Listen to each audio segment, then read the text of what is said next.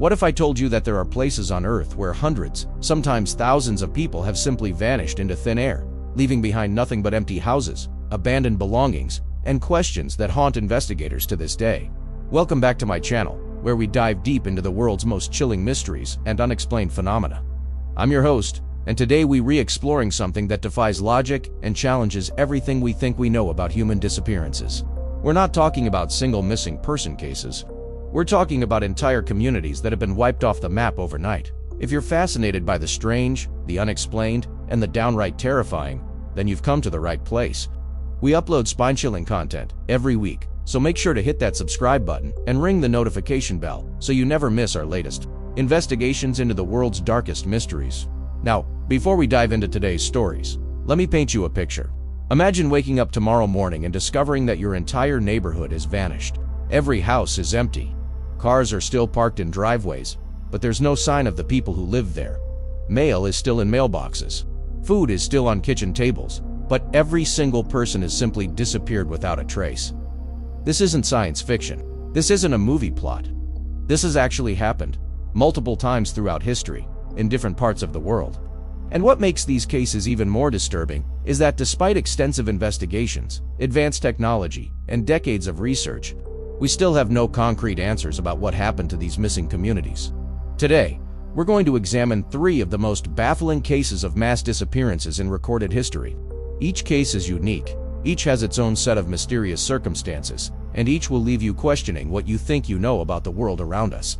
Our first case takes us to a small American town, where an underground fire has been burning for over 60 years, forcing an entire community to abandon their homes and creating what many consider to be a real-life ghost town. Our second case brings us to the remote wilderness of Brazil, where an entire village of 600 people vanished in a single night, leaving behind only a chilling message that investigators still can't fully explain. And our third case takes us back to one of America's oldest mysteries, a colonial settlement that disappeared so completely that it launched centuries of speculation. An investigation, yet the truth remains as elusive today as it was over 400 years ago. Each of these cases shares disturbing similarities. In each instance, people didn't just leave their homes voluntarily. They left behind everything they owned, everything they cared about, and in many cases, they left behind clear signs that something catastrophic and unexpected had occurred. But here's what makes these cases truly terrifying. In our modern world, with satellite surveillance, cell phone tracking, digital footprints, and advanced forensic science, it should be virtually impossible for large groups of people to simply vanish without leaving some kind of trace. Yet these disappearances continue to baffle experts and defy explanation. What forces could be powerful enough to make entire communities disappear? Are we looking at natural disasters, human intervention, or something far more sinister? Could there be patterns connecting these cases that investigators have missed? And most importantly, could this phenomenon still be happening today in remote parts of the world where nobody would notice until it is too late? These are the questions we'll be exploring today. And I guarantee that by the end of this video, you'll never look at small, isolated communities the same way again. So grab something to drink, get comfortable, and prepare yourself for a journey into some of the most perplexing and chilling mysteries our world has ever seen. Because once you hear these stories, they'll stay with you long after this video ends. Let's begin with our first case. And trust me, it's unlike anything you've heard before. Our first case takes us to a small town in Pennsylvania that was once home to over 1,000 residents. Today, that number has dwindled to just 5 people. But this isn't a story about economic decline or natural migration. This is the story of Centralia, Pennsylvania, and the underground fire that has been burning beneath the town for over 60 years.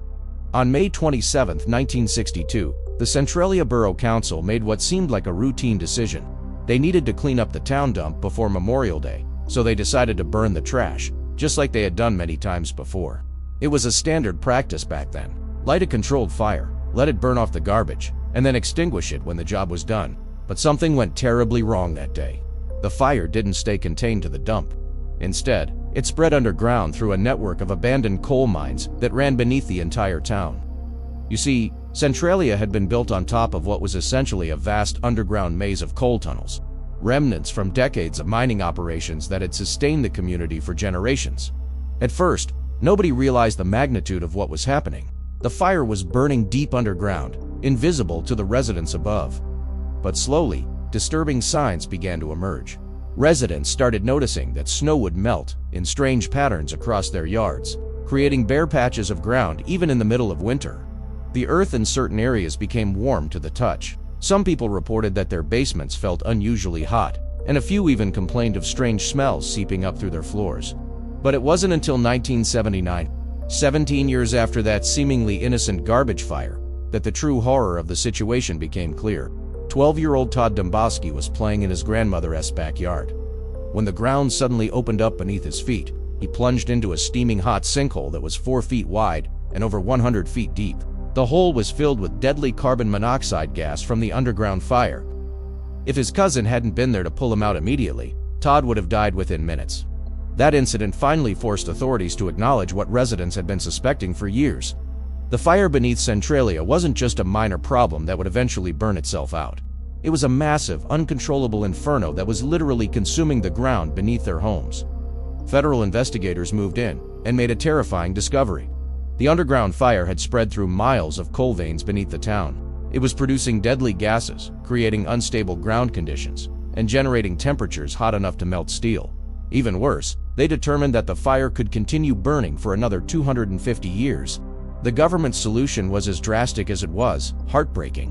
In 1984, Congress allocated $42 million to relocate every single resident of Centralia. The plan was simple: buy out every homeowner, tear down every building, and abandon the town entirely. Most residents took the buyout and left, but their departure wasn't voluntary. They were essentially forced to abandon everything they had known, everything their families had built over generations. Imagine being told that your hometown, the place where you grew up, where your children played, where your memories lived, was no longer safe for human habitation. The evacuation process itself was like something out of a disaster movie. Families packed up decades of belongings and watched as bulldozers demolished their childhood homes. Entire neighborhoods were flattened. The post office was closed. The zip code was revoked. For all practical purposes, Centralia ceased to exist. But here's where the story takes an even stranger turn. Not everyone left. Despite the government buyouts, despite the clear danger, despite being told that staying could kill them, 5 residents refused to abandon their homes. They fought the government in court, arguing that they had lived there safely for decades and were going to be forced out by what they saw as government overreach. Today, those 5 people still live in Centralia, surrounded by empty lots where their neighbors' houses once stood. They live above a fire that continues to burn, continues to produce toxic gases, and continues to create dangerous ground conditions. Steam still rises from cracks in the earth.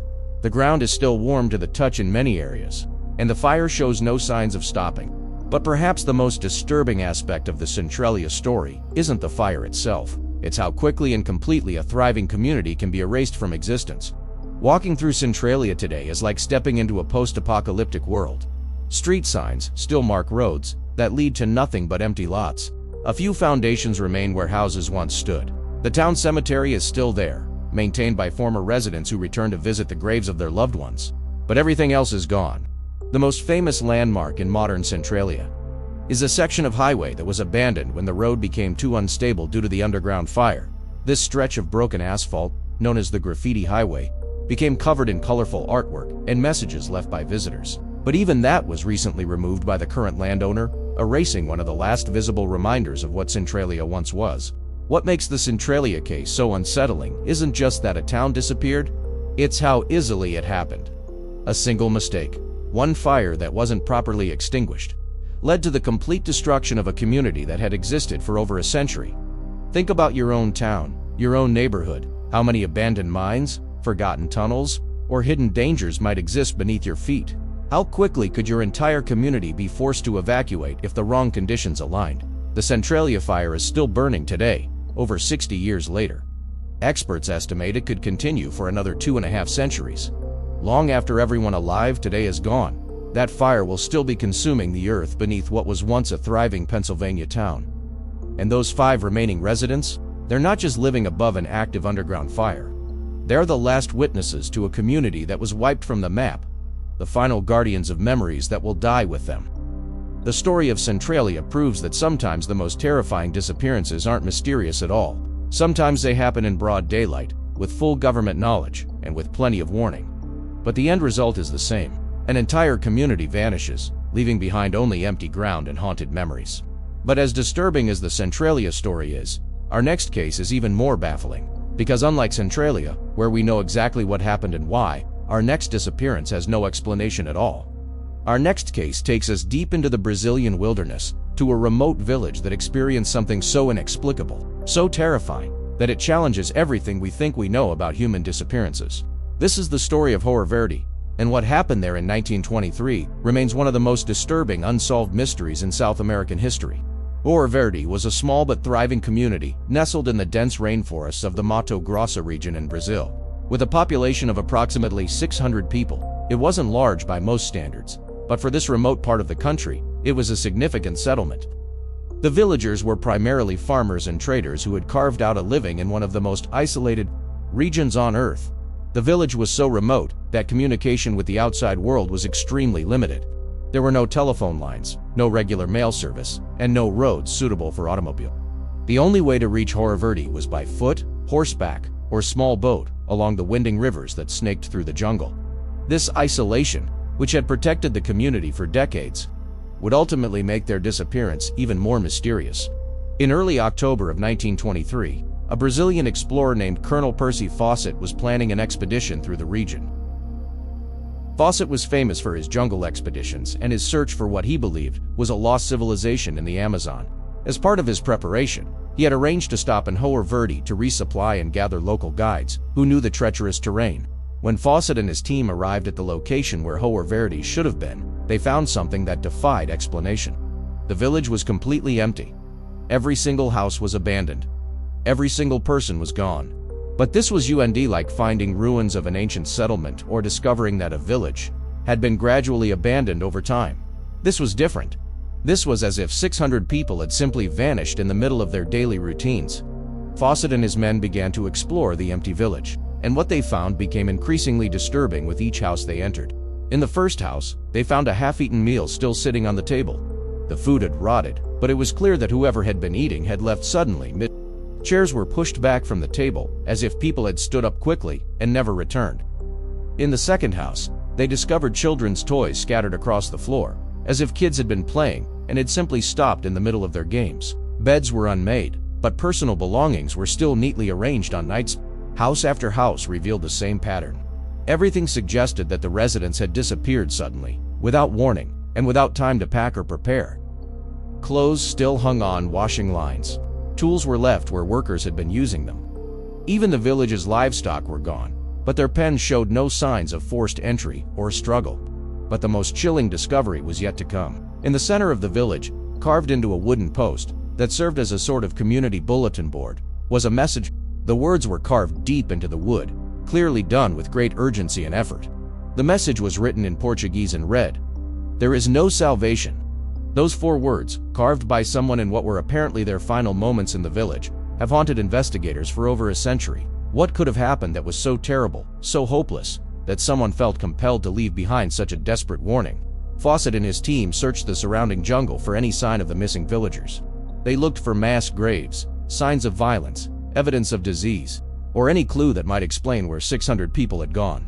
They found nothing. No bodies, no bones, no clothing, no footprints leading away from the village. Nothing. It was as if the entire population had simply been lifted into the air and removed from existence. Word of the discovery eventually reached Brazilian authorities, who launched their own investigation. They sent teams of investigators, anthropologists, and search parties to scour the region. They interviewed indigenous tribes in the area, thinking perhaps there had been some kind of conflict or territorial dispute. But the local tribes were just as baffled as everyone else. They insisted they had no knowledge of what happened to the people of Hoer Verde. The investigators considered every possible explanation. Could it have been disease? Unlikely, because there would have been. Could it have been an attack by hostile tribes or bandits? Again, unlikely, because there were no signs of violence, and what attackers would take every single person while leaving behind all their valuable possessions. Could it have been some kind of natural disaster? The region was known for sinkholes and underground cave systems. Perhaps the entire village had fallen into the earth, but geological surveys found no evidence of recent seismic activity or ground collapse. Could the villagers have fled from some external threat? This seemed possible, but why would they leave behind everything they owned? And where could 600 people go in the middle of the Amazon jungle without leaving any trace? Some investigators theorized that the villagers might have been taken as slaves, kidnapped en masse by rubber barons, who were known to use forced labor in remote regions. But this theory also had problems. Moving 600 unwilling people through dense jungle would have been logistically impossible without leaving evidence behind. As the investigation continued, more disturbing details emerged. Other explorers who had passed through the region in the months before the disappearance reported strange phenomena. They described unusual lights in the sky above the jungle, strange sounds that seemed to come from underground, and indigenous guides who refused to travel through certain areas, claiming the spirits were angry. One account, which wasn't taken seriously at the time but has gained attention in recent years, came from a trader who claimed to have visited Hoer Verde just weeks before Fawcett's discovery. According to this man, the villagers had been agitated and fearful. They spoke of strange visitors who came in the night, people who weren't quite human, and lights that moved through the forest in unnatural patterns. The trader dismissed these stories as local superstition, but when he heard about the village's disappearance, he began to wonder if the villagers had been trying to warn him about something real. Today, over a century later, the fate of Hoer Verde's 600 residents remains completely unknown. The Brazilian government has classified the case as an unsolved mass disappearance, but no active investigation continues. The remote location and the passage of time have made further investigation nearly impossible. The site where Hoer Verde once stood has been reclaimed by the jungle. Nature has erased most evidence that a thriving community ever existed there. The wooden post with its chilling message has long since rotted away, taking with it the last physical reminder of whatever terror befell those 600 souls. But the mystery persists, and it raises questions that extend far beyond this single incident. How many other remote communities might have vanished without anyone noticing? In the vast unexplored regions of the Amazon, how many Hoer Verdes might there be? Their stories lost forever to time and jungle. The case of Hoer Verde represents something far more terrifying than the Centralia evacuation. At least with Centralia, we know what happened and why. But Hoer Verde challenges our understanding of what's possible in our world. 600 people don't just disappear without leaving any trace, yet that's exactly what appears to have happened. And that cryptic message, "There is no salvation," suggests that whatever happened to the villagers, they saw it coming. They knew they were doomed, and they wanted to warn others. But warn them about what? As we'll see in our final case, the phenomenon of entire communities vanishing without explanation isn't new. It's been happening for centuries, and each incident leaves behind more questions than answers. Our final case takes us back over 400 years to what many consider America's first and most enduring missing persons mystery. This is the story of the lost colony of Roanoke, where an entire English settlement of 115 people vanished so completely that their fate remains unknown to this day. In 1587, a group of English colonists arrived on Roanoke Island, off the coast of what is now North Carolina. This wasn't just any group of settlers. These were families, including women and children, who had come to establish England's first permanent colony in the New World. Among them was Eleanor Dare, the daughter of the colony's governor, John White. Shortly after arriving, Eleanor gave birth to Virginia Dare, who became the first English child born in America. The colonists faced immediate challenges. Food supplies were running low, relations with local Native American tribes were tense, and winter was approaching. Governor John White made the difficult decision to sail back to England to gather more supplies and reinforcements for the struggling colony. He promised the colonists he would return as quickly as possible. What happened next changed the course of American history and created a mystery that has puzzled investigators for over 4 centuries. When Governor White left Roanoke Island in late 1587, he expected to return within a few months, but his timing couldn't have been worse. England was preparing for war with Spain, and the Spanish Armada was threatening to invade. Every available ship was commandeered for England's defense, and White found himself stranded in England, unable to secure a passage back to his daughter and the other colonists. 3 long years passed before White was finally able to return to Roanoke Island. 3 years, during which he had no communication with the colony, no way of knowing if his daughter and granddaughter were alive, no idea what challenges the colonists were facing in his absence. On August 18, 1590, White's ship finally reached Roanoke Island. As they approached the shore, White and his crew eagerly scanned the coastline for signs of the settlement. What they found filled them with dread. The colony was completely deserted. Every building had been dismantled. Every person had vanished. The palisade fence that had surrounded the settlement was gone. It was as if the entire colony had been systematically erased from existence. But unlike our previous cases, the colonists had left behind clues. Carved into a wooden post was the word "crow." On a nearby tree, Someone had carved the letters Crow. These weren't random markings. Before White had left for England, he had made an arrangement with the colonists. If they were forced to leave the settlement, they were to carve the name of their destination into a tree or post. If they were leaving under duress or in danger, they were to include a cross with the carving. There was no cross with either carving. Croatoan was the name of a nearby island, now known as Hatteras Island, where a friendly Native American tribe lived. The absence of a cross suggested that the colonists had left voluntarily and had gone to Croatoan Island. White was relieved. His daughter and granddaughter were probably safe with the friendly tribe. But when White tried to sail to Croatoan Island to reunite with the colonists, a massive storm struck. His ship's anchor cable snapped, and they were forced to return to England without ever reaching the island where the colonists supposedly had taken refuge. White never returned to America. He died in England, never knowing what had happened to his daughter, his granddaughter, or any of the other colonists. And that's where the mystery truly begins. Because when later expeditions finally reached Croatoan Island, they found no trace of the English colonists.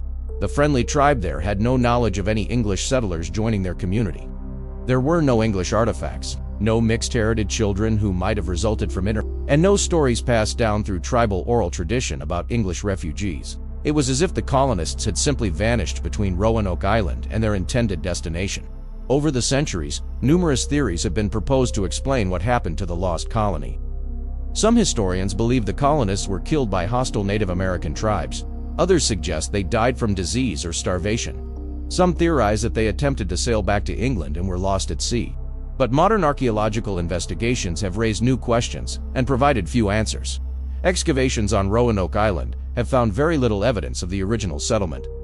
No mass graves have been discovered. No signs of violence or conflict have been found. The archaeological record is almost as empty as the island was when White returned. In recent years, some researchers have proposed more exotic theories. Could the colonists have been taken by Spanish forces operating in the region? Spain considered the English colony a threat to their territorial claims, and had the military capability to capture or eliminate the settlement. Others have suggested that the colonists might have integrated with multiple Native American tribes, spreading out across the region to increase their chances of survival. This theory is supported by reports from later English expeditions of finding Native Americans with European features and knowledge of English words. But perhaps the most intriguing theory is also the most disturbing. Some researchers believe that the colonists never left Roanoke Island at all.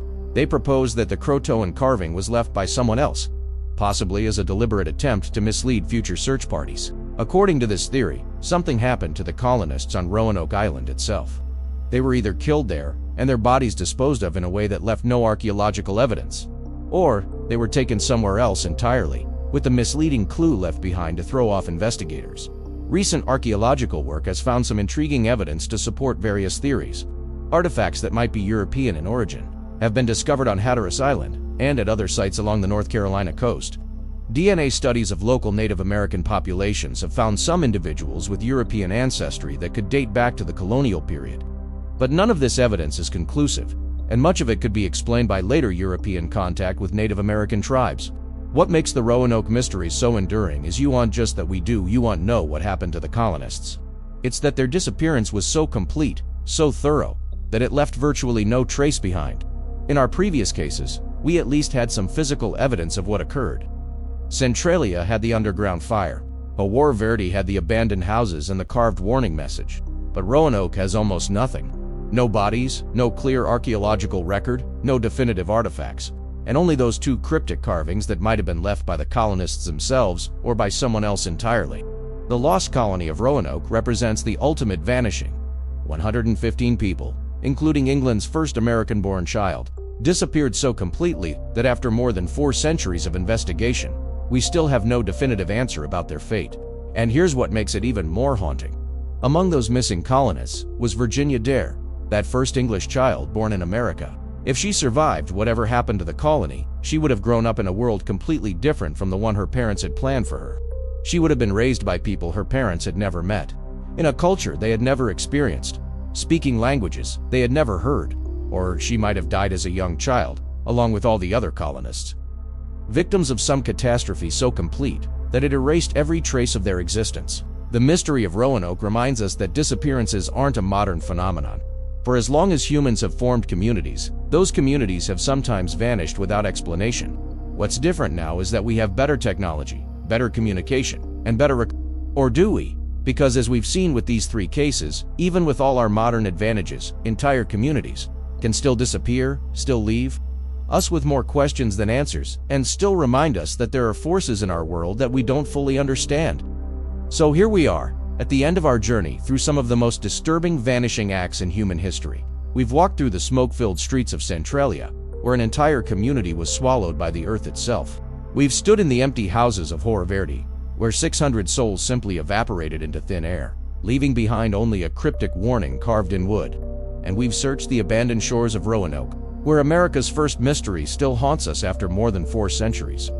But what connects these three cases? What pattern emerges from these seemingly unrelated disappearances, separated by continents and centuries? The answer is more terrifying than you might think.